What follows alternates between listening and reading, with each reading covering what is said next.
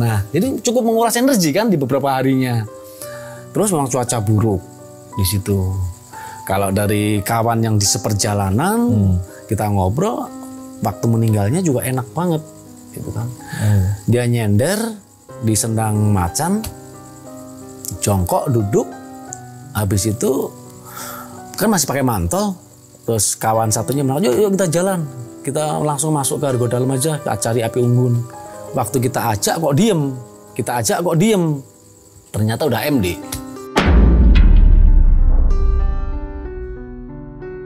Kita tanya, detik hari kok tanya cuma diem aja, tapi ngerokok bro.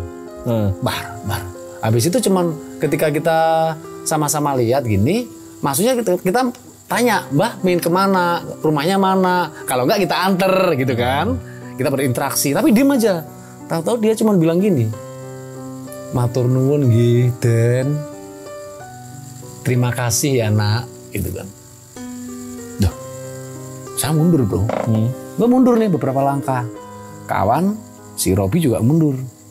Terus Pak Pur pendek, kok nggak kayak biar apa ya ini kita lagi ngomong gitu persekian detik ini hilang.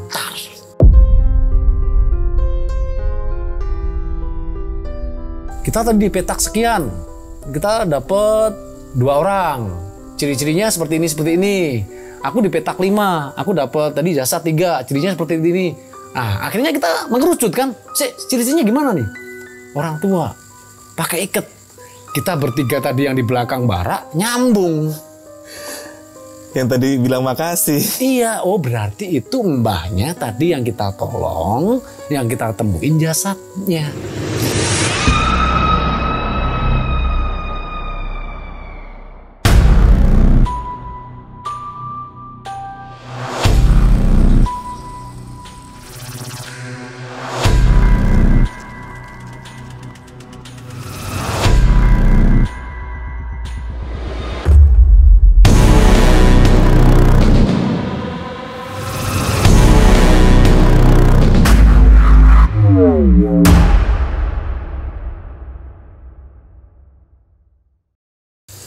Assalamualaikum brother. Ketemu lagi masih di channel Jelajah Malam. Saat ini gue masih berada di daerah seputaran Solo. Tepatnya di rumah Mas Toto. Beliau adalah salah seorang ranger, bisa juga dibilang relawan, dan beliau tergolong senior di Gunung Lawu. Dan yang gue yakin ada banyak banget kisah yang bisa diceritakan untuk kita semua yang nonton di channel ini. Langsung aja gue kenalkan lagi, Mas Toto, apa kabar? Alhamdulillah kabar baik Mas Bro. Sehat. Alhamdulillah sehat. Makasih nih udah diterima lagi di sini, masih diizinin buat mengorek-ngorek sedikit cerita. Karena kayaknya banyak nih yang penonton-penonton tuh yang sangat menyukai cerita-cerita tentang gunung Mas. Karena terus terang banyak sekali dari subscriber Jelajah Malam ini rata-rata ya banyak yang pendaki juga gitu. Jadi mungkin cerita-cerita gunung ini menambah wawasan, juga mungkin banyak manfaat yang bisa mereka ambil. Dan mungkin salah satu yang ingin saya tanyakan di sini, Mas Toto ini kan mungkin bisa dibilang udah nggak kehitung lah ya, ibarat yang rescue dan segala macam ya dari era itu sampai sekarang. Iyalah, gila dari tahun 90-an gila. Dan Mas Toto, ini yang saya pernah tanya, pernah nggak Mas Toto yang merescue itu bukan orang lain, artinya sahabat atau bisa dibilang teman seperjuangan di gunung yang ternyata ya maaf kurang beruntung dan meninggal? Itu bedanya apa dan bagaimana kalau pernah ada? Aduh, ini sebuah, saya harus mereview ya otak gitu kan. Dan itu merupakan sebuah kisah atau yang memang ketika saya di rimba gunung itu sangat terpukul pada waktu itu bro. Oke. Jadi ada sih waktu itu kita kawan, pada waktu itu belum terbentuk AGL. Jadi itu di sekitar 90-an awal. 94, 95 sekitar itu sekitar itu. Nah pada waktu itu kawan-kawan pengen melakukan sebuah pendakian Nah, kita ngumpul di salah satu kawan di Solo. Kita mau bikin pendakian, harus proposal segala macam. Kita nyiapin alat beberapa minggu ya kan. Kita mengambil jalurnya lewat Ceto. Yang notabene pada waktu Candi Ceto belum sebeken sekarang. Itu jalur masih ya alami banget ya. Alami banget, masih dipakai oleh orang pencari kayu maupun orang peziarah. Peziarah itu pun tertentu. Karena tiketing dan segala macam pada waktu itu belum ada. Oh, belum ada? Belum ada. Gitu kan. Masih sekedar lapor aja ya? Sekedar lapor, itu aja. Nah, di situ jalur itu yang akan kita pakai untuk pendakian. Pada waktu itu saya lupa ya berapa personil. Nah, terus kita turun rencana ke puncak, turun lewat Cemoro Kandang. Lintas, betul. Nah, di situ setelah pada hari H, kebetulan saya nggak bisa berangkat bareng-bareng sama kawan. Karena pada waktu di rumah, pompa air ini rusak. Saya harus betulin pompa air, ngebawa ke bengkel, segala macam. Akhirnya ya udah, Toto ditinggal dulu, bla bla bla. Mengingat di era-era tahun segitu kan belum ada koordinasi lewat telepon, handphone dan bla bla bla kan. Nah, di situ ya udah ditinggal. Nah, akhir kata sorenya teman-teman udah berangkat pagi nih, jalan gitu kan. Nah, saya lewat naik bis, kita di Cemoro Kandang, kita di posko. Pada waktu itu warung-warung di Cemoro Kandang itu belum seramai sekarang. Masih ada 4 warung yang ada di situ, masih long listrik juga belum ada kan. Nah, ini bro, kita dapat kabar itu sekitar ya jam 7-an malam lah pada waktu itu gitu kan. Karena teman-teman ini berangkat pagi, habis sholat subuh kalau nggak salah gitu kan, terus melakukan perjalanan, terus langsung trek pendakian.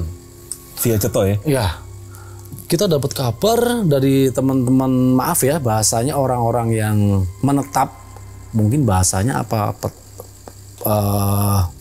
yang di Argo Dalem, sahabat-sahabat yang dari Argo Dalem itu yang namanya almarhum Mas Toyo pada waktu itu.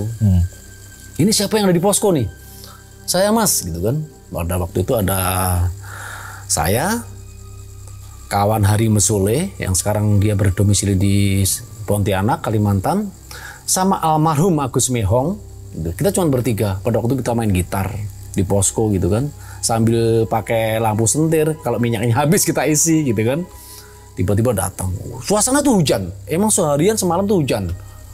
Datang itu sekitar dari atas. Assalamualaikum gitu kan. Oh iya, kok suaranya nggak asing nih gitu kan. Oh iya. Weh, Tok, gitu. Teman-teman yang di posko siapa aja nih? Oh, ada ini. Kumpul deh semuanya. Kumpul. Nah, habis itu aku nggak mau ngomong panjang lebar. Intinya teman kamu yang melakukan pendakian lewat jalur Ceto nggak ada satu. Saya langsung lompat dari kursi, Mas. Siapa Kang yang meninggal? Si ini. Terus meninggalnya di mana? Di Sendang Macan. Terus posisi jenazah tadi tak tinggal turun melakukan sebuah perjalanan, dia dibawa ke Argo Dalem dulu karena keterbatasan personil pada waktu itu kan pendakian masih belum serame era-era tahun 2000 sekian bro. Cuaca hujan melulu nih dari pagi sampai malam, makanya nggak bisa sesuai ekspektasi waktu gitu kan. Terus turun, kita udah bingung Mas di sini. Kok bisa-bisanya ya? Padahal kita kemarin persiapannya juga udah mateng dari sisi logistik, alat, tapi yang namanya sebuah cuaca dan nasib orang. Nah, sebetulnya di siang ketika saya nongkrong di warungnya Mbah Mo Putri itu maaf, dari sisi spiritualnya dia kan kuat.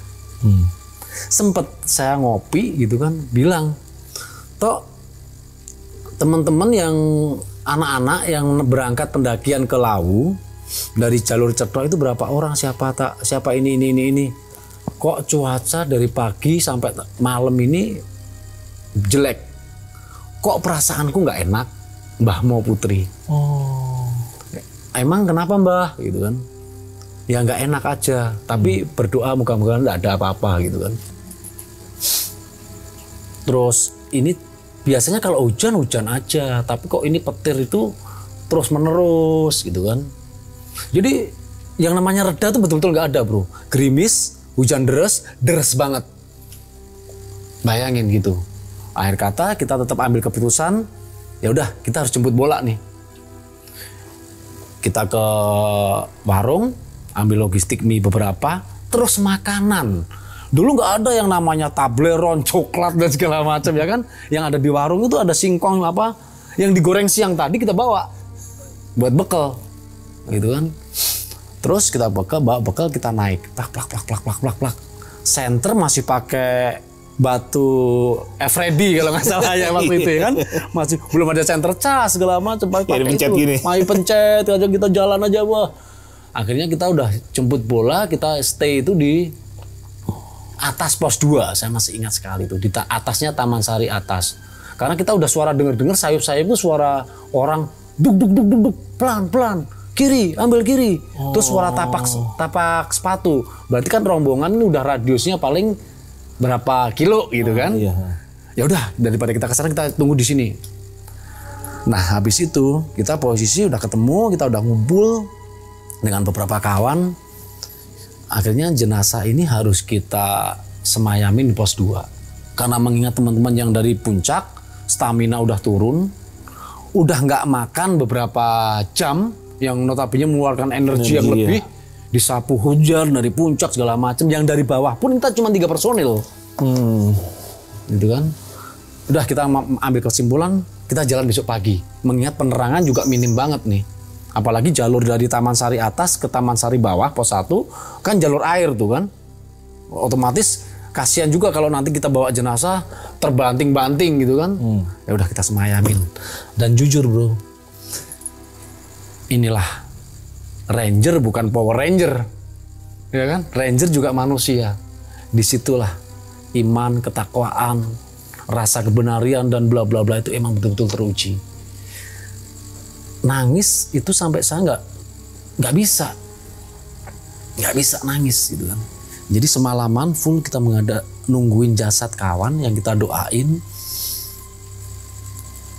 Bayangin aja kalau kita nungguin jasad di kota, saudara atau tetangga meninggal aja pasti harus beberapa orang ngeper. Ini di gunung. Yang notabene desingan angin aja selalu bisa kita dengar. Karena sepinya, apalagi kondisi itu tadi, cuaca yang buruk. Sampai maaf nih, kita kentut yang ditahan-tahan aja tuh bener nggak? Bener. Ya kan? Bener. Jadi kita nungguin dari beberapa kawannya nggak ada yang sampai ngomong. Masing-masing kita mendoakan. Itu memang saya terpukul sekali.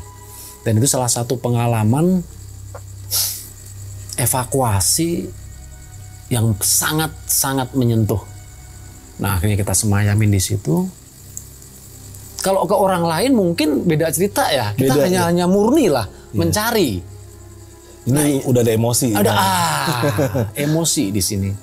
Akhirnya udah pagi, sinar matahari udah keluar, kita udah praktis kita nggak bisa tidur semalam. Kita turun, bawa dek, kita ambil dengan mekanisme, kita bungkus. Dulu kantong mayat belum ada bro.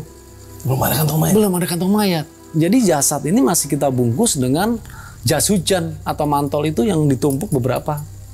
Terus kita pakai kayu. Kayak tandu babi gitu? Kayak tandu babi.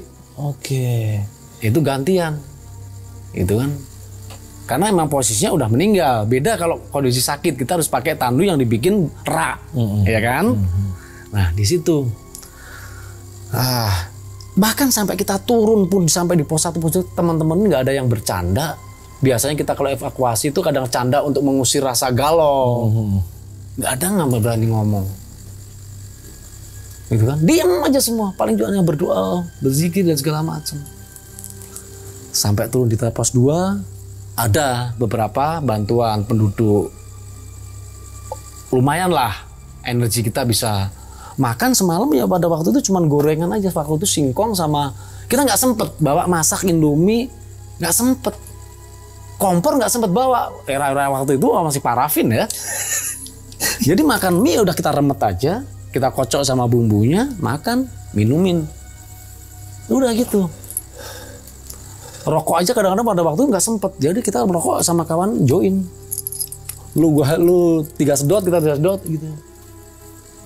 Nah itu yang memang menguras emosi sekali. Beda ya sama evakuasi orang biasa, maksudnya sekedar pendaki yang kita rescue sama ini sahabat atau teman itu beda rasanya. Beda banget. Mental kena ya? Mental pasti kena bro. Sebandel-bandelnya kita, seberani-beraninya kita, senekat-nekatnya kita, faktor psikologi nggak bisa. Orang yang kita kenal. Ya, gue berani taruhan dah. Itu. Luar biasa. Itu kalau boleh tahu, kenapa sih dia bisa sampai meninggal gitu saat itu? Cuaca atau gimana? Kena hipo atau apa? Kawan ini kebetulan dia kan suka puasa ya. Suka puasa. Mungkin faktor staminanya kurang bagus juga, ya kan?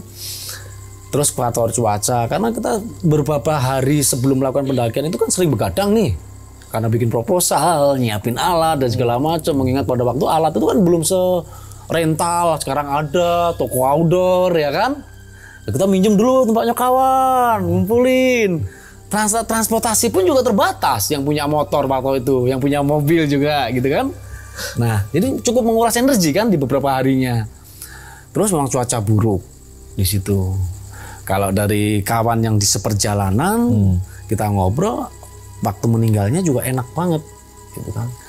Dia nyender di sendang macan, jongkok duduk, habis itu kan masih pakai mantel, terus kawan satunya bilang, yuk kita jalan, kita langsung masuk ke Argo Dalam aja, cari api unggun. Waktu kita ajak kok diem, ternyata udah MD.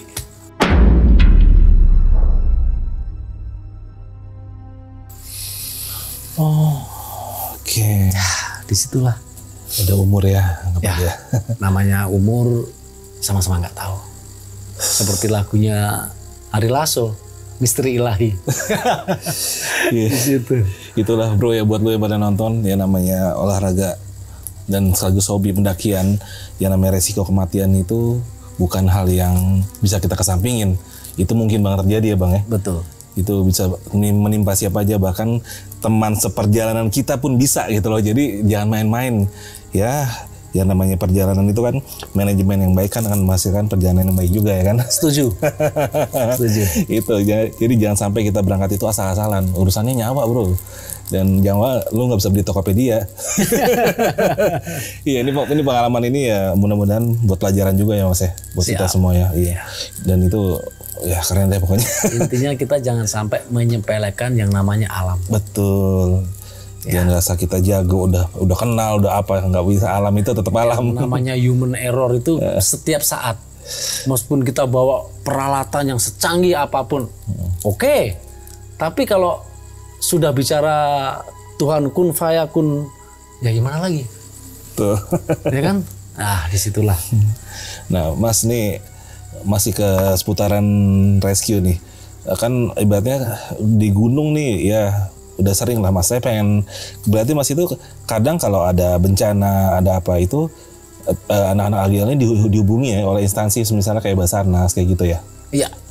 Nah, pernah nggak misalnya yang di luar pendakian lah, contoh kayak longsor atau gimana, itu cara evakuasinya dan trik-triknya seperti apa tuh? Bedanya apa tuh? Pernah nggak ada kejadian Mas itu ikut di longsor? Ya sering gitu kan. Sering. Maksudnya penanganannya pasti beda. Kita pencarian di rimba gunung, pencarian kita di sungai ya kan, terus di longsor ataupun di tsunami itu beda mekanismenya gitu kan. Saya jadi inget nih di tahun 2017 kalau nggak salah ya, waktu itu di daerah Jawa Tengah di Purworejo. Nah, di situ waktu kita ada dapat kabar memang ada terjadi sebuah bencana, berat sekian puluh orang MD dan sekian orang dinyatakan hilang dan sekian kerugian berapa rumah yang tertimbun. Waktu kita koordinasi, kita berangkat. Nah, berangkat pada waktu kita satu rombongan berapa ya? Sekitar 7 apa 9 personil waktu itu. Saya agak lupa sorry ya. Di situ. Kita pakai mobil pada waktu itu, pakai Ranger yang lumayan baru juga sih. Jadi untuk ke lapangan enak. Intinya kan gitu. Ya, setelah berangkat udah malam tuh. Kalau ada sebagian teman-teman pada kerja tuh kan, pulang kerja langsung berangkat. Kejadian itu kan kalau nggak salah sore. yes, kita full tank segala macam, kita berangkat. Lokasinya di mana nih, udah kita petakan koordinat, jebret kita berangkat. Yes, kita sampai lokasi itu udah lumayan malam bro. Jadi intinya teman-teman yang relawan ataupun rescue yang ada di sekitar daerah sana udah pada masuk, ya kan? Tapi sepi. Nah kita hajar aja, kebetulan gue driver di situ tuh. Oh, yang bawa mobil? Wah mobil driver gila. Gimana nih? Hajar gitu kan. Yes, mobil enak, masukin 4x4 gitu kan. Yang penting peralatan kan udah kita webbing semua tuh. Nggak jatuh, masuk terus kita hajar. Bar malam. Lupa jam-jamnya sekitar jam 10, jam 11. Mana kita langsung mentok ke penduduk terakhir. Hajar, masih ada jalan. Hajar. Teman-teman yang di belakang hajar. Injek gas aja, naik. Tahu-tahu mentok ini bro. Aku dim pakai lampu, mentok. Ini udah gundukan tanah. Kita keluar bro. Wah keluar, tahu-tahu pada nyalain senter kan, plak. Sebelah kiri jurang, sebelah kiri udah rumah penduduk yang kena longsoran. Berarti kita tuh udah mentok di TKP-nya. Padahal itu kan nggak boleh. Iya. Wah bajingan ini. Ini tempat danger, bisa-bisa longsor susulan gitu kan. Iya. Wah kacau nih. Nah, terus gimana nih mobil? Kita mundur. Wah. Ini harus nikung, tempatnya udah mepet sekali. Udahlah, kita pikir besok lah. Kita udah capek juga kan, perjalanan segala macam. Kita turun, kita cari base camp rumah penduduk yang dikosongin. Pasti kan ada tuh. Udah kita istirahat aja. Mobil kita tinggal aja. Ntar malam yang penting tuh alat kita turunin semua. Turun kita. Kita jalan beberapa puluh meter lah akhirnya. Jebret, pagi kita bangun. Tek gitu kan. Kita sarapan dulu, kita ngopi, bikin coklat. Sambil nyiapin alat, kita jalan. Tahu medannya bro, bangsat dah gua. Sumpah ngeper. Pas ngeliat. Pas lihat siangnya itu. Jadi udah perengan, sini udah longsoran gitu kan. Ini mobil puter balik nggak bisa. Padahal ini jalur satu-satunya untuk evakuasi. Karena nanti pasti ada mobil-mobil yang masuk, eskavator segala macam itu buat akses. Dan itu cuma semobil. Gue bilang sama kawan-kawan, ini kalau nggak ada yang kasih aba-aba di kanan dan kiri, gue nggak mau nyetir. Kontak gue lempar nih di bak belakang. Lu bawa deh, terserah lu mobil kalau kena longsoran lu, gue nggak ngurus, gue bilang gitu kan. Akhirnya udah diabanin, kasih aba-aba. Baru kita turun pelan-pelan, wong, selip kan udah Medan kan udah tanah gembur kan. Udah lembek gitu kan. Wow, akhirnya bisa kita bawa. Itu mobil udah beret. Mobil baru ya? Mobil beret udah. Berat kena apa tuh? Kalau di kampung gitu kan pagar rumah itu masih batu-batu yang besar gitu kan. Iya. Nah, itu. Kadang nggak pakai apa tuh? Pasir, masih batu-batu yang utuh ditata gitu kan. Wah, itu udah hajarin pokoknya mobil bisa keluar aja nih gitu kan. Udah turunin. Udah selamat dah mobil. Masuklah kita evakuasi. Gua bengong sambil ngeliat jalur. Itu lumayan bro, kalau cuman sekilo aja udah kita harus atret ke belakang nih. Mundur. Anjing. Itu subuh-subuh loh itu. Sekitar jam 5-an itu harus mundurin mobil itu. Kalau enggak kan aksesnya gimana? Iya. Bisa dicaci maki satu. Mundur terus. Buat teman-teman udah ketawa semua gitu kan akhirnya. Terus gila. Untung kita semalam itu kita meleset bannya itu 10 derajat aja. Mampus kita udah di sini. Malam aja kelihatan ya. Aduh, itu kejadian lucu sekali itu. Aduh. Akhirnya di situ gimana tuh? Lanjut sampai dapetin korban di sana? Lanjut. Akhirnya kita pakai camp, kita harus menerapkan sistem ya. Di situ korlapnya siapa, ya kan? Misalkan dari pihak TNI atau dari pihak Polri, dari teman-teman Basarnas. Nah, gitu kita koordinasi, kita pemetaan. Nah, pemetaan itu nanti kita lihat titik-titik koordinat yang sudah ditentukan. Nanti dibagi misalkan nih 8 petak atau 7 petak. Nah, lu di petak 1, lu di petak 2, di petak 3, bla bla bla. Jadi ada job disk-nya. Nah, terus di situ kebetulan di kawan-kawan AGL kan kita spesialisnya memang di pencarian ya, di pencarian di MD gitu kan. Kita bikin tim kecil yang notabene jobnya sudah jelas. Lu urusan di barak deh. Berarti lu nyiapin segala sesuatunya, alat-alat segala macam. Ini persediaan logistik yang lu bawa ke lapangan, ya kan? Terus pasti hujan segala macam. Ntar baju-baju kawan-kawan yang udah kotor, dia bentangin di jemuran, ntar malam gitu kan. Lu yang di garda depan, pencarian, bawa alat. Satu lagi, ini kawan yang di logistik, mobil. Oh, ngantar ke titik A, titik B, titik C. Karena kan kawan-kawan ini ada di petak 1, di petak 2, di petak 3. Dan itu tempatnya agak jauh-jauh. Jadi jangan sampai kawan-kawan ini harus makan ataupun minum teh atau kopi harus nunggu di jam makan siang atau makan sore. Kasihan. Nah, ini masuk dalam sebuah mekanisme kerja di lapangan. Jadi mereka dapur berjalan gitu. Mereka udah masak segala macam, ini ada kopi, 1 kan, teh, keliling dia. Bawa gelas nih, teh, nih kopi, ini ada biskuit, cemil-cemil, ini rokok, jalan. Dia keliling tugasnya. Itu satu pekerjaan lagi. Yang di lapangan pun demikian. Dan juga ketika kita beberapa hari percaya dan nggak percaya di sini. Yang namanya faktor X, ya harus kita namanya kearifan lokal. Nah gitu kan. Ya, kearifan lokal harus tetap kita jaga. Nah jadi kita harus berinteraksi dengan masyarakat. Yang namanya maaf ya, indera keenam harus kita gunakan. Oh itu salah satu faktor juga dalam pencarian ya? Betul. Oh, ini yang jarang, yang nggak bisa dipelajari di kelas nih. Karena gitu ya? Dalam sebuah pemahaman ini berdasarkan apa ya? Berdasarkan pengalaman aja lah ya kira-kira gitu. Yang namanya jasad dan roh. Ketika jasad ini belum sempurna atau masih dalam sebelum dirawat selayaknya orang meninggal, jasad ini kan masih minta tolong. Kira-kira kan demikian. Nah, jadi kita jemput bola. Jadi seorang spiritual yang menggunakan indera keenamnya berinteraksi dengan roh. Dan si spiritual, kira-kira semacam si spiritual itu bagian dari tim berarti? Bagian dari tim dong. Oke, keren nih. Gitu. Ada Ghostbuster-nya lah. Nah, kira-kira semacam itu. Iya. Terus. Di situ biar mekanisme kerja kita besok untuk pencarian lebih enak. Oke. Nah, di situ. Oh, di titik ini insya Allah gitu kan ada kita temukan. Dari interaksi tadi itu? Ya, menemukan titiknya? Ya, selain teori-teori yang mana harus kita gunakan di lapangan gitu. Misalkan kalau longsor itu kan otomatis tanah yang gembur, tanah yang bercampur air. Jadi dalam hitungan per 100 ya minimal 100 jam lah gitu kan. Kalau jasad tertimbun gitu kan, di tumpukan atasnya itu pasti ada unsur minyak, bro. Minyak dari si mayat? Iya. Dia akan naik ke atas? Makhluk hidup, iya.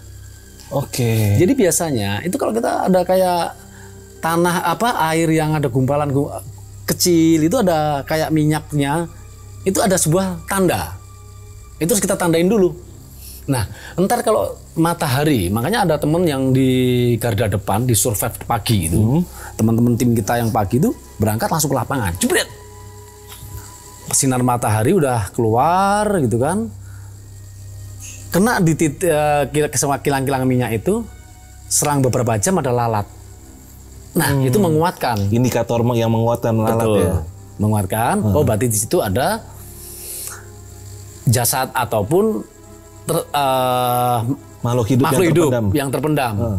Cuman yang kita sedikit bego gitu kan, antara jasad manusia, jasad hewan itu sama-sama mengeluarkan minyak. Sama-sama mengeluarkan minyak. Jadi kecelainya di situ. Nah, kita bongkar bla bla bla bla, waduh ternyata sapi. Gitu. Oh gitu. Iya di situ. Cuman kita juga harus hati-hati karena kita kalau di tim pertama yang masuk, tanah itu kan masih gembur segala macam, itu harus punya kelincahan. Jadi kita jalan jangan asal jalan, kita pakai sepatu boot, angslep nih kaki kiri, kaki kanan nggak bisa jalan. Habis itu kita teriak-teriak, tolong kan nggak lucu, gitu kan? Jadi kita bawa kardus atau bawa papan atau apa beberapa, sama bawa tongkat itu wajib. Oke. Jadi kita jalan tempat yang gembur itu, gundukan jalan sambil ini insting mata, jalan agak cepat, jangan pelan-pelan, agak cepat, plak, lempar ini, plak, ambil, plak. Gitu. Oh, buat tapakan kita. Iya, kita ambil lagi, kita lempar lagi. Iya, nah, itu harus cepet bro. Kalau ada dapat tanah yang agak kering, agak lama di situ nggak apa-apa sambil kita ngeliat-ngeliat, gitu kan. Nah kalau kita menemuin itu, langsung cepat-cepat kita camping tongkat. Yang ntar siang harus kita bongkar di situ. Kasih tanda. Kasih tanda. Oke. Nah itu salah satu pengalaman kita ilmu survival ya. Di situ pencarian. Menarik nih, berarti ini untuk pencarian longsor ya. Artinya yang tertimbun dari indikasinya adalah dari minyak yang keluar dan lalat yang datang. Lalat ya. Wah ini ilmu nih bro nih. Wah ini keren nih. Oh gitu. Ya. Artinya dari supranatural baik maupun logika ini dikombinasikan. Harus dikombinasi.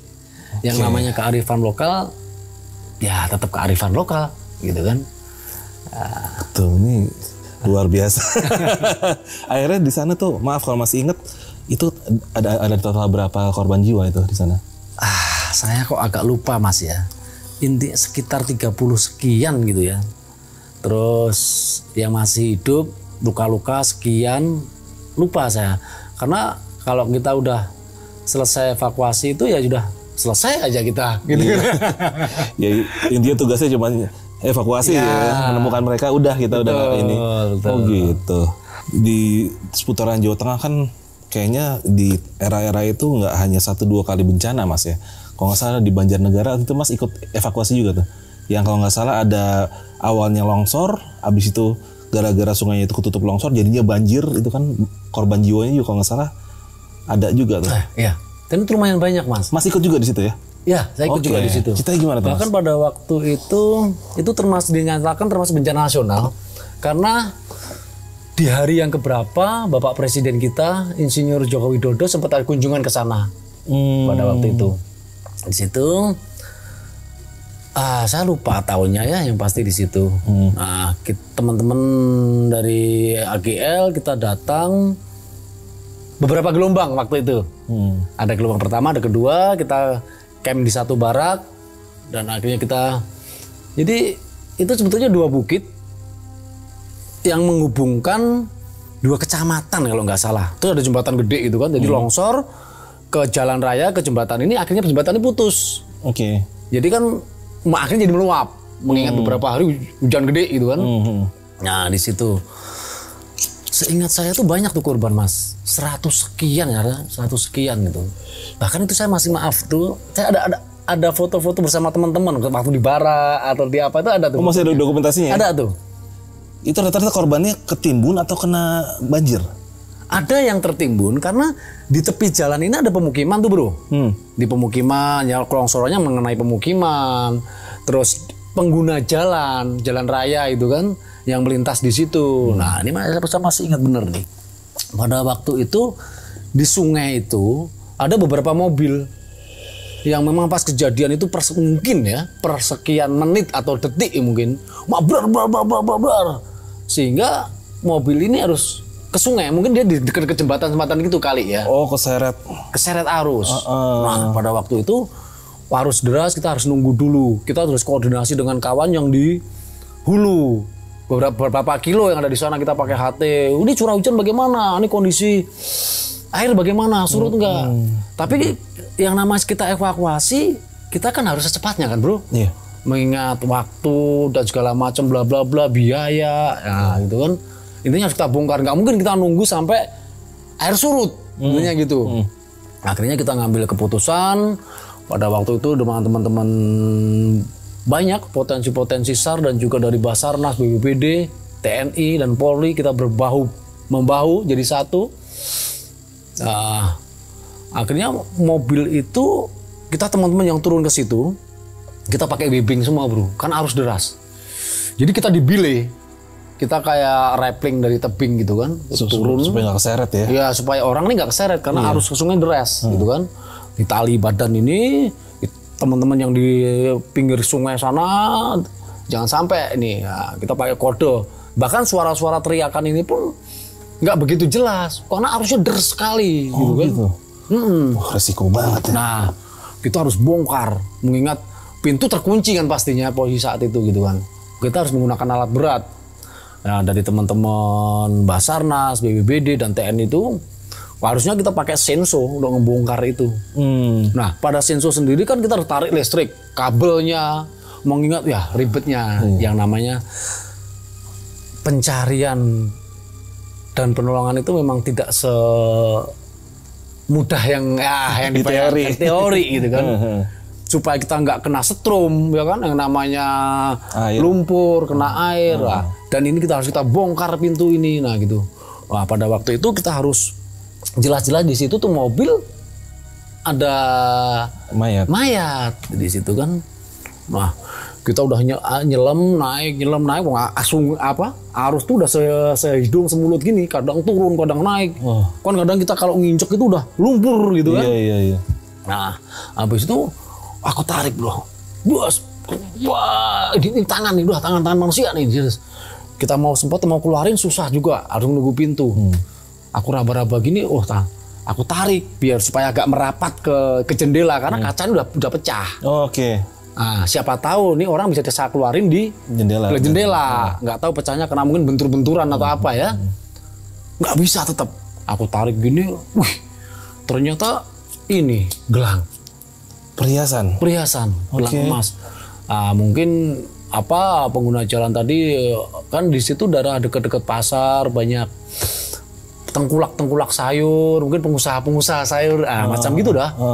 Wah, saya bilang langsung, aku lempar. Saya kan pakai bandana di kepala gitu kan. Aku bungkus ke bandana ini gelang. Aku lempar, barang bukti, tolong amanin dan berharga gitu. Wah. Teman-teman yang di sebelah sana kan agak begitu dengar. Pokoknya gue liatin aja bandana merah ini. Gue lempar sekenceng-kencengnya, buas gitu. Ya, jadi yang namanya sebuah kejujuran, kita punya niat baik harus kita pelihara, bro. Betul. Karena itu sebuah modal kita dalam jalanin hidup, kira-kira kan begitu. Ya artinya di situ kalau mas niatnya mau jahat ya kan mana ada yang tahu. Nah, kan begitu. Betul. Tapi kalau itu bukan haknya, nggak mungkin berkah juga kan. Betul. Ya. Dan kalau orangnya itu ikhlas, kalau nggak ikhlas, kita juga pasti dihantui sepanjang hidup kita. Iya. Nah, intinya kalau bukan haknya, udahlah. Betul kan? Betul. Nah. Ini luar biasa. ini 1001 nih, luar biasa nih. Iya. Ya maaf ya, namanya di tengah situasi kisruh kayak gitu, boro-boro orang lihat kita jelas, kita mau melakukan apapun itu orang siapa yang mau tahu? Iya kan? Kan bisa aja ya. Iya. Mas mau kantongin mau apa itu nggak ada yang tahu, ya kan? Tapi itu bener-bener ini sebagai barang bukti. Barang bukti yang akhirnya pada waktu itu bisa kita bongkar segala macam, bisa kita evakuasi orangnya. Terus kalau mobilnya atau apanya ya udah biarin aja, itu harga yang memang udah gimana ya, nggak perlu kita selamatin, udah kondisinya semacam itu bro. Itu mobil kap itu aja udah kelihatan cuma sejengkal loh, kap mobil atas tuh. Itu kalau ombak kenceng, arus deres, udah geser. Kenceng banget berarti ya? Loh iya, makanya teman-teman rescue ini harus dibelai badannya, kalau nggak hanyut gitu. Nah, di situ kebetulan masih ada saya beberapa dokumen waktu kita istirahat iseng, waktu itu kan udah ada HP itu ya, tahun segitu kan itu. Boleh itu mas ntar dilampirin buat taruh ya kan, ya biar paling nggak yang nonton ini agak hanya ilustrasi mengamal, ini bentuknya begini loh. Dan ada sebuah kejadian yang bagi saya gokil juga nih bro, gitu kan. Kita istirahat, kalau pas cuaca buruk gitu kan ya, mungkin juga jam operasi kan kita pakai jam 4 ya selesai biasanya. Kalau cuaca buruk mungkin jam 3 kan juga nggak efektif. Jam 2 mungkin juga udah cabut gitu. Situasional. Waktu itu kita udah kembali ke barak tuh. Ya teman-teman udah pada mandi di empang, yang namanya di kampung ya, di daerah ya, mandi di empang udah bersih-bersih, udah bikin kopi, pada yang pengen makan. Nah, ini kejadian gokil juga nih. Itu masih sore. Ya kira-kira Nyisa aja belum deh, habis antara jeda maghrib isya kira-kira. Gue ke belakang nih, di baraknya kawan-kawan ini kan langsung belakangnya tuh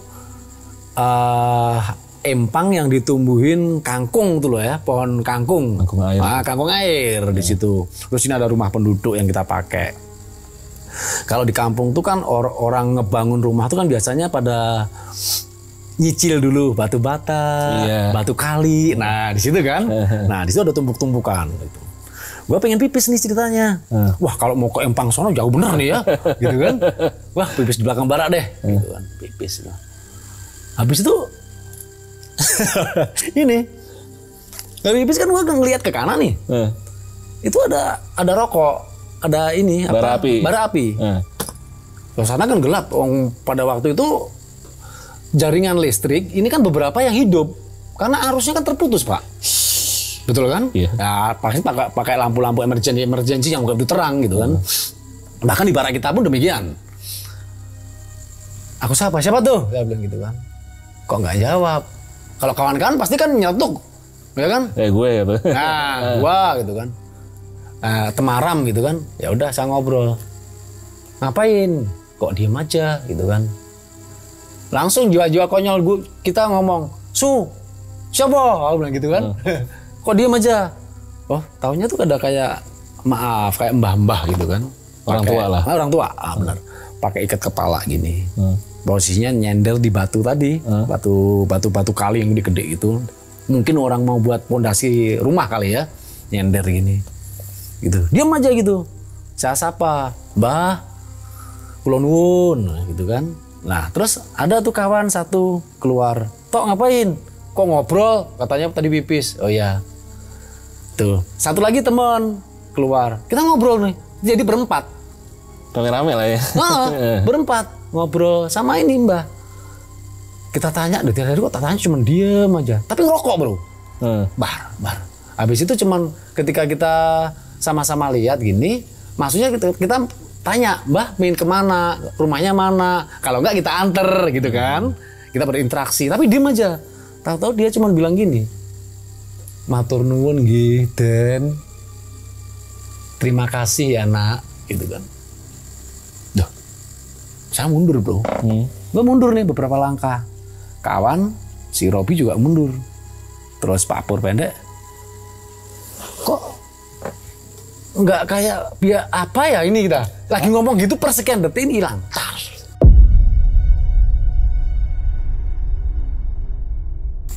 Hilang, gitu kan. Jadi kita bertiga nih bengong. Center, saya bilang gitu kan. Center, tak cari nih. Di Empang, terus di tempat kangkung-kangkung tuh nggak ada. Dia kalau orang tua gitu logikanya nggak mungkin jalan secepat itu. Di situ kan udah rumah kosong dikosongin gitu kan. Wah nggak ada. Bangsat nih gitu kan. Gitu kan. Ya udah, habis itu terus teman kita diskusi ya, diskusi. Teman-teman sebelum tidur kita di Valbet itu kan di barak ngobrol-ngobrol. Kita tadi di petak sekian. Kita dapat 2 orang. Ciri-cirinya seperti ini. Aku di petak 5. Aku dapat tadi jasad 3. Cirinya seperti ini. Nah, akhirnya kita mengerucut kan. Ciri-cirinya gimana nih? Orang tua pakai iket. Kita bertiga tadi yang di belakang barak nyambung. Yang tadi bilang makasih. Iya, oh berarti itu mbahnya tadi yang kita tolong, yang kita temuin jasadnya. Bilang makasih. Sedemikian itu bro. Dan itu kawan-kawan yang ada di situ tuh sampai sekarang masih sehat semua, alhamdulillah. Ini kalau ada tuh pada ketawa-tawa semua, kita bisa cerita lucu-lucu nih di situ. Jadi intinya di alam sana pun ya ada, pasti ada. Iya. Terlepas itu entah rohnya, entah warinya, entah apapun itu, yang jelas mengucapkan makasih atas apa yang kita kerjain ya. Oh, gitu. Iya, jadi kan nggak tanya beberapa kalimat pertanyaan nggak dijawab. Dan asik ngerokok. Mau ngejawab cuma bilang itu doang. Terima kasih Den itu. Ya, itulah.